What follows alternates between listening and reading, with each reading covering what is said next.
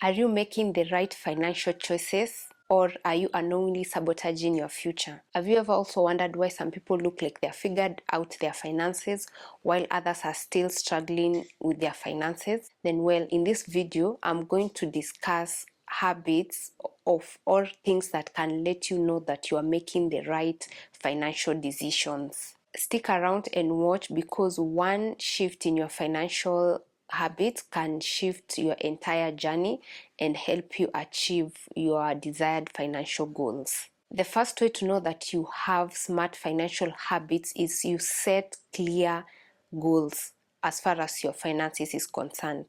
You have that fixed amount or that decided amount of money that you want to save in a year. Let's say in 2025 you had said, I will save 100,000 shillings at the end of the year. That one is a clear goal. Then that means you are in the right financial path. But if you just said in 2025 I will save more money, but you did not attach any specific amount of money that you need to save by the end of the year, then it means that that is not a smart goal, and you're more likely to get lost throughout the year, and you will not achieve as much as you've wanted as compared to someone who had said, I will save 100,000 shillings at the end of the year. This is also the same case for people who want to make big purchases. They say, I will, or invest. They will say that I will set aside 15% of my income every month or every time I get income towards investment. When you set clear and specific goals, it means you are closer to achieving your goal, as compared to saying, this year I will invest more, but do not attach any specific figure to what amount of money you are going to invest. Having clear goals helps you to avoid impulse purchases that can throw you off track towards achieving your financial goal. And as James Clear says in the book Atomic Habits, we don't raise to the level of our goals, but we fall to the level of our systems. So this means if you have defined your goal, that means you have created a system that can help you achieve your goal.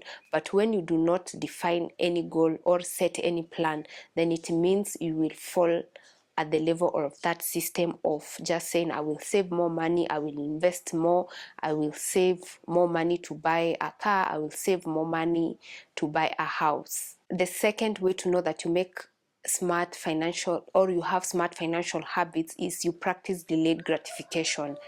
What does this mean? It means that you are able to fight that urge of constantly wanting to upgrade your phone, to upgrade your clothes, to upgrade your car, to upgrade your home every time you make more money. People who practice smart financial habits know that every time you get more income, that is not the time to increase your expenses, but it is time to save more and invest more. But if you are continuously trapped in that cycle of upgrading your new phone every time they release a new phone, or every time they release a new model car model, you are on to it, you are taking loans, you want to buy that car, then that is not a good financial habit. It will easily put you up to failure and going bankrupt in case of anything that happens. If you can resist the urge of impulse buying and spending on flashy things, technology upgrades, then it means you can control your expenses, and that sets you in the right path financially. The third way to know is you control your emotions around money. Sometimes you can buy stocks, and when they have started going down, you can panic and want to sell those stocks instead of just holding and wait for the market to go down and come up. Then you will make irrational financial decisions. But if you can control your emotions around money, that means you are more stable, and you are able to wait for the market to go down and come up so that you can be able to realize your profits. Another way to know if you control your emotions around money is waiting before you make a big purchase. You can give yourself like 48 hours to think about it and analyze whether that big purchase that you want to make is important in your life.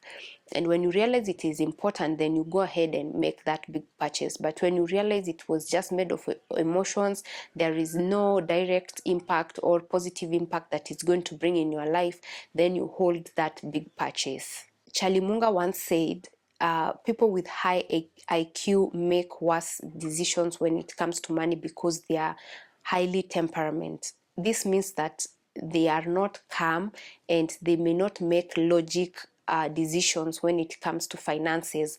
But if you want to make good financial decision, you need to learn the art of staying calm and thinking about the big purchase that you're about to make or the investment that you want to get into, and get in line with that and make sure you have done your due diligence before you engage, and this will help you make better financial decisions. The fourth point is you keep learning about finances. When it comes to financial learning, it never stops. You always have to educate yourself continuously every year. Every year you need to enroll to a course on finances or subscribe to a YouTube channel that teaches you about personal finance. And with that continuous exposing yourself and learning, you get to understand the psychology of money. You get to understand smart money habits that you can practice in your day-to-day life that can help you improve. Another way of keeping or making sure that you are learning and understanding finances is buying books that are on finance development, learning them, going through them, reading them, or even watching their book summaries here on YouTube. And with that, you'll be able to get more and more information that you can use in your day-to-day life. The more you understand about money, the more confident you become in making smart financial decisions, because you are making decisions from a point of knowledge, not from a point of emotions. The fifth point is you know the difference between wants and needs. Warren Buffett said, you need to spend what is left after saving, but not to save what is left after spending. And this is the game changer for many people who look like they have got it together in their finances and people who look like they're still struggling in their finances. It is as simple as spending after you save instead of saving after you spend, because when you save after you spend, you are more likely to even save less than you could have done when you had saved before you started spending. If you make a smart financial choices, you are able to differentiate between luxury, which are wants, and needs that are important in your life. You need to prioritize essential expenses and make sure that you minimize on non-essential expenses.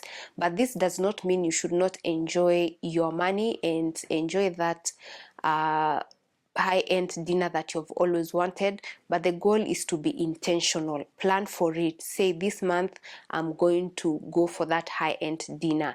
The next month you're going to do this for yourself. That is the non-essential needs. You need to budget and plan for them instead of just leaving them without thinking about them, because when you do not budget for the non-essential ones, it means that you're going to spend on them more than you could have said, this month this is what I'm going to do, next month I'm going to take a trip to another country, in the next like 4 to 5 months I want to take a vacation. You see, that is intentional. You are planning your finances towards that instead of just impulse doing things. You just say you only live once, you wake up and take that vacation that you wanted. You didn't have enough money, you go ahead and take a loan so that you can fund that vacation. When you come back, you continue paying for that loan, then something else comes up, you're like, I need to go to this new place, I need to go for that high-end dinner, I need to buy this shoe, I need to buy this phone.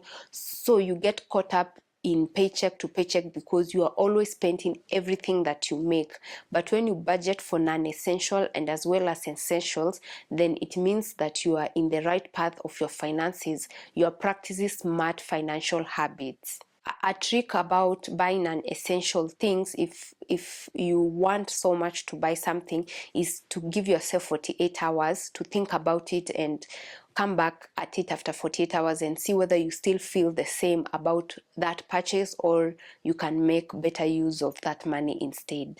The sixth way to know is you think about the long term instead of short term. If you are always concerned about your retirement, you have already set up a retirement account.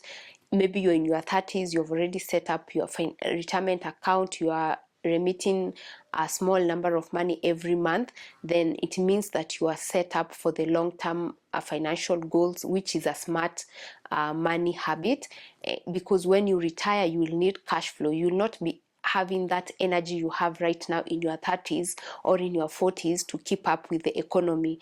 But when you start saving now, it means in your retirement you'll be having something that you can live on and be able to go for those doctor visits, you'll be able to travel, you'll be able to hire help in the house, because you will need that more than you need it right now. You also understand the power of compounding interest. So when you think about that retirement account, you can have it in a high interest account like a money market fund, where there is the compounding interest, and that money will be able to grow as you continue adding more, and as years goes by, the money will continue adding. This long-term thinking or futuristic thinking of your life helps you to make better financial decisions, because it's just not about now. It's just not about the money you are spending now, but you're also thinking about your future. Then it means you'll be able to live below your means and be able to save more for your future. The seventh and the last point is you stay consistent even when it is boring. Consistency and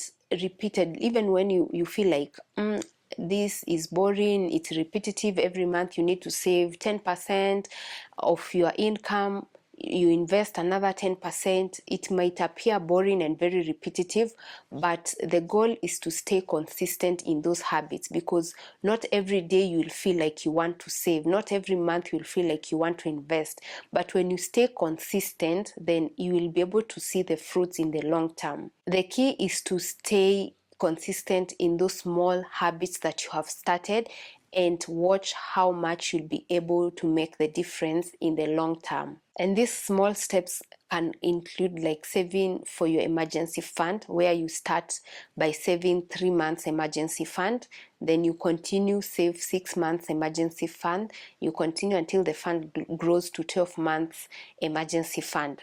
You will not wake up today and be able to have an emergency fund that can cover for your needs for 12 months in the event you lost your job. It needs consistency and patience over a period of time to be able to save enough amount of money to take care of yourself in the event you lost a job, or you are transitioning from one career to another, or you are transitioning from one company to another. Finally, making smart habits a part of your life is not by luck, it's by being intentional and learning. And after listening to this video, you have seen the ways in which you can make smart financial habits in your life, and then you can start by one and see yourself improve as you go by.